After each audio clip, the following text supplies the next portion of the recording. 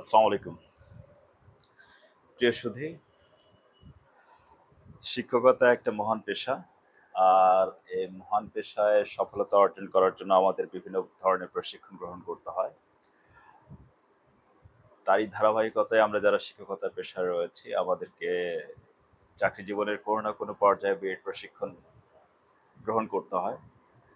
আপনারা সবাই অবগত আছেন যে যারা সরকারি পর্যায়ে হাই স্কুল লেভেলে চাকরি করেন, তাদের ক্ষেত্রে হচ্ছে যে যোগদান থেকে উইদিন 5 ইয়ার্স 5 বছরের মধ্যে সরকারি টিচার্স ট্রেনিং কলেজ থেকে বিএড প্রশিক্ষণে অংশগ্রহণ করতে হয়। কিন্তু আমরা যারা বেসরকারি প্রতিষ্ঠানে রয়েছি, তাদের ক্ষেত্রে যে জটিলতা দেখা যাচ্ছে যে আমরা যখন হাই স্কুল পর্যায়ে যোগদান করি, তখন যাদের বিএড প্রশিক্ষণ করা নেই, তারা দেখা যাচ্ছে যে 11তম গ্রেডে যোগদান করেন।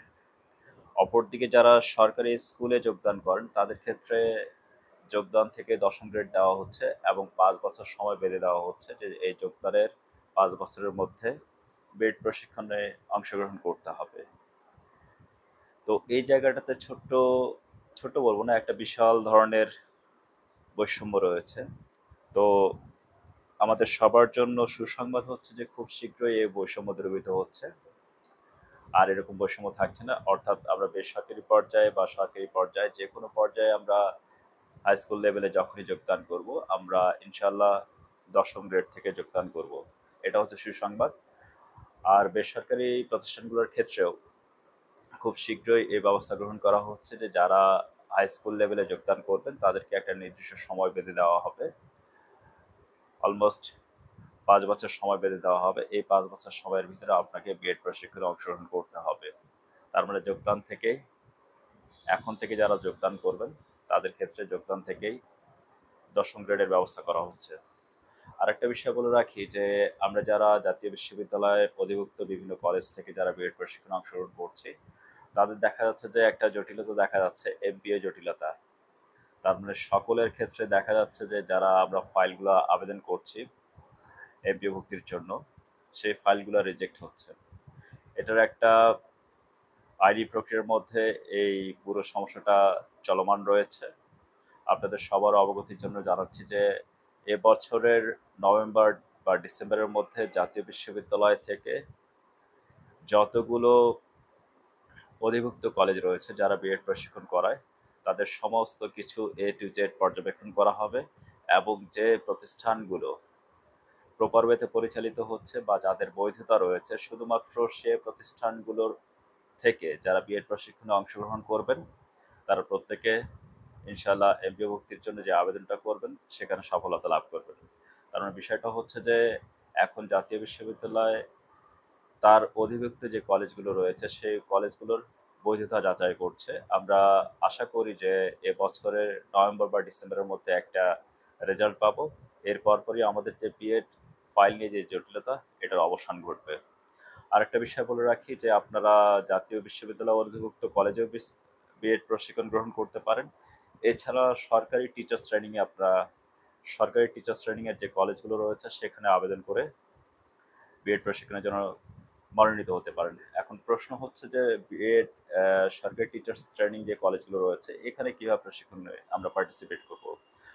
আপনি গ্রাজুয়েশন বা অনার্স কমপ্লিট করার পরপরই আপনি সরকারি প্রশিক্ষণ যেখানে দেয়, সরকারি যে কলেজগুলোতে বিএড প্রশিক্ষণ পরিচালিত হয়, সেখানে আপনি আবেদন করতে পারবেন। সেখানে যদি আসন ফাঁকা থাকে, তাহলে সেখানে আপনাকে বিএড প্রশিক্ষণে অংশগ্রহণ করার সুযোগ দেওয়া হবে। এছাড়া যে জাতীয় বিশ্ববিদ্যালয় অধিভুক্ত যে কলেজগুলো রয়েছে, মোট কথা যাদের বৈধতা রয়েছে, এরকম তালিকাভুক্ত কলেজ বা এরকম তালিকাভুক্ত কলেজের লিস্ট দেখে সেখান থেকে আপনারা বিএড প্রশিক্ষণে অংশগ্রহণ করতে পারেন। আর আমরা সবাই আশাবাদী যে খুব শীঘ্রই আমাদের যে বিএড জটিলতা রয়েছে বা বিএড প্রশিক্ষণ নিয়ে যে বৈষম্য রয়েছে, এই বৈষম্য খুব দ্রুত দূরীভূত হবে। তো সবারই সুস্বাস্থ্য কামনা করছি। আজ এ পর্যন্তই। আল্লাহ হাফেজ। আসসালামু আলাইকুম ওয়া রাহমাতুল্লাহি ওয়া বারাকাতুহু। আমাদের এই শিক্ষা সংশ্লিষ্ট আরো শিক্ষামূলক ভিডিওগুলো আমরা তৈরি করার চেষ্টা করছি। আপনাদের যদি কোনো মতামত থাকে যে কোন বিষয়ে আমরা এই ভিডিও কনটেন্টগুলো তৈরি করতে পারি যেটা আপনাদের জন্য হেল্পফুল হতে পারে, সে বিষয়ে অবশ্যই আমাদেরকে কমেন্ট বক্সে জানাবেন। আমরা চেষ্টা করব সেই অনুযায়ী আপনাদের প্রয়োজন অনুযায়ী আমরা সামনের কনটেন্টগুলো তৈরি করার পুরোপুরি চেষ্টা করব। তো আপনাদের সবার সহযোগিতা কামনা করছি। আমি মোহাম্মদ শাকিল হোসেন, সহকারী শিক্ষক রসায়ন, শ্রীফলতলা পাইলট মাধ্যমিক বিদ্যালয়, রামপাল, বাগেরহাট থেকে। একই সাথে আপনাদের প্রতি অনুরোধ থাকবে যে আমাদের এই কন্টেন্টগুলো যদি ভালো লেগে থাকে তাহলে অবশ্যই শেয়ার করবেন এবং আমাদের যে চ্যানেলটা রয়েছে অবশ্যই সাবস্ক্রাইব করবেন। আর একটা ছোট্ট বিষয় আমাদের না বললে নয়, আপনারা সবাই অবগত আছেন যে 2015 সালের আগ পর্যন্ত আমাদের পদার্থ এবং রসায়ন বিষয়ে আলাদা আলাদা শিক্ষক নিয়োগ হতো। তার মানে পদার্থের জন্য একজন শিক্ষক থাকতেন, রসায়ন বিষয়ের জন্য একজন শিক্ষক থাকেন। 2015 সালের পর থেকে এনটিআরসি এর মাধ্যমে যে নিয়োগগুলো হচ্ছে সেখানে এই দুটো সাবজেক্টের কম্বাইন ভৌত বিজ্ঞান বলে একটা পদের সৃষ্টি করা হয়। তার মানে এই পদের ক্ষেত্রে কি দেখা যাচ্ছিল যে যারা কেমিস্ট্রি থেকে পড়াশোনা করছে বা যারা ফিজিক্স নিয়ে পড়াশোনা করছে তারা উভয়ই ভৌত বিজ্ঞানের জন্য নির্বাচিত হতেন, অথবা যাদের ডিগ্রি পাস কোর্সের মধ্যে ফিজিক্স অথবা কেমিস্ট্রি যে কোনো একটা আছে অথবা দুটোই আছে তারাও কিন্তু এই ভৌত বিজ্ঞানের জন্য নির্বাচিত হতেন। কিন্তু খুব শীঘ্রই এই ব্যবস্থা গ্রহণ করা হচ্ছে যে আবারও পূর্বের মতো পদার্থবিজ্ঞানের জন্য আলাদা একটা পদ সৃষ্টি করা হচ্ছে, রসায়ন বিজ্ঞানের জন্য আলাদা একটা পদ সৃষ্টি করা হচ্ছে।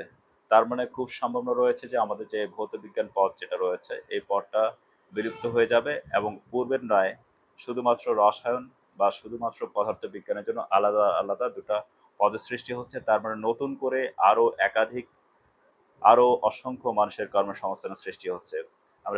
আমরা সবাই আল্লাহর কাছে শুকরিয়া জ্ঞাপন করি যে আমাদের যাতে প্রত্যেকের একটা কর্মের ব্যবস্থা হয়। তো আল্লাহ হাফেজ, আসসালামু আলাইকুম।